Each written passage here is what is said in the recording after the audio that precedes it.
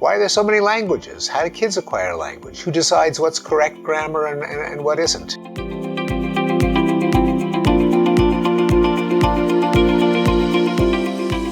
Hi, my name is Karina from Academic Influence, and I am here with Dr. Steven Pinker, who is one of the most influential psychologists.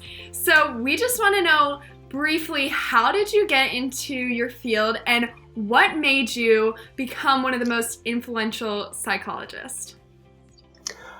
When I was a kid in the 1960s, everyone was talking about human nature. Do we need government, or do people just naturally cooperate? Do we need money, or do people just naturally share? What kind of animals are we? And in college, I sampled different fields that studied human nature in different ways: sociology and philosophy and English literature and neurobiology. But I settled on psychology because it seemed to address really interesting questions. What makes us tick? What are we born with? What do we learn? How do we see? How do we remember? But in a way that wasn't just a matter of speculation. You could actually study it in the lab and make progress. So it hit a sweet spot for me.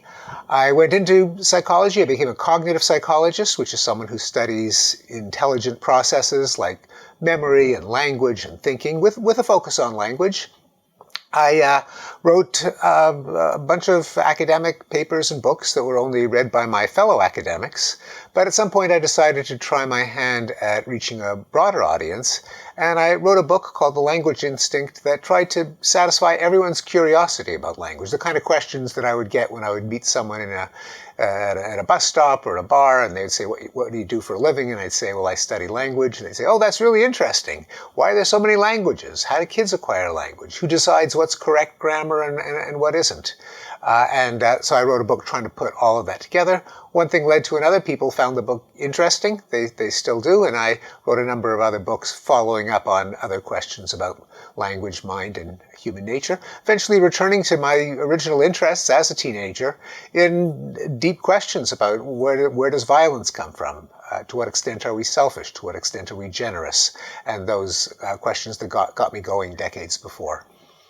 Wow, that is just fascinating. And as a cognitive psychologist, you're often credited with moving the discussion from does language evolve to how does language evolve? So can you kind of walk us through how you kind of turn that discussion into how does language evolve?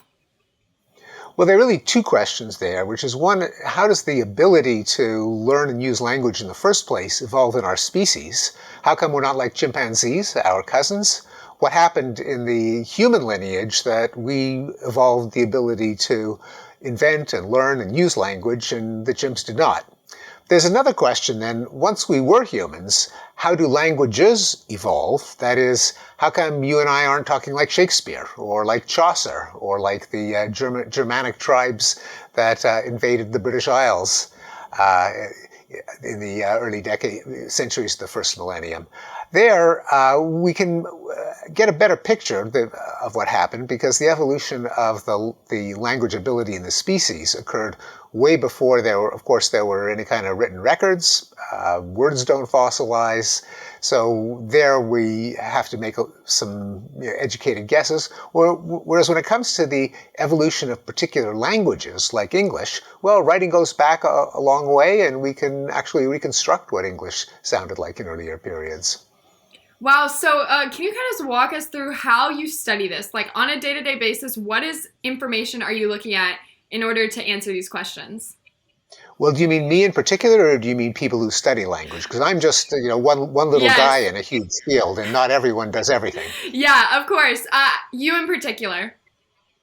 I've used a number of methods over the course of my career. I've looked at transcripts of children in conversation. A psychologist might drop in on a family for 2 hours a week every 2 weeks, let the tape recorder run, then transcribe it, put it on a computer, and there you've got a record of what real kids sound like when they're just in natural conversation with their parents. I've done experiments where kids come into a lab, or we go out into a daycare center with little puppets, and we have the puppets say various things, and the kids answer questions, or they correct the puppet if the puppet has made a mistake. I've Looked in adults at people with injuries to the brain. If you have a stroke and a particular part of your left hemisphere has been damaged, what aspect of language is impaired. I've looked at patients who are undergoing surgery for epilepsy, where a part of their brain is actually removed, the one that's causing the epileptic seizure. Before they have the surgery, the neurologist will implant electrodes, not out of scientific curiosity, but just so that the electrodes will pick up the exact spot in the brain from which the epileptic seizure begins. But while they're sitting around waiting to have a seizure, they're not doing anything better, and they're happy to participate in experiments, including experiments on what happens in the brain, measured by these electrodes, when you repeat a word or use a word in a sentence, and that's one way of finding out what parts of the brain are active in the actual use of language moment by moment in real time.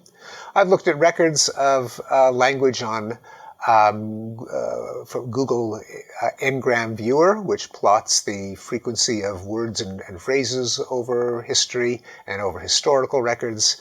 So all kinds of techniques, whatever will help answer the question that I happen to be curious about.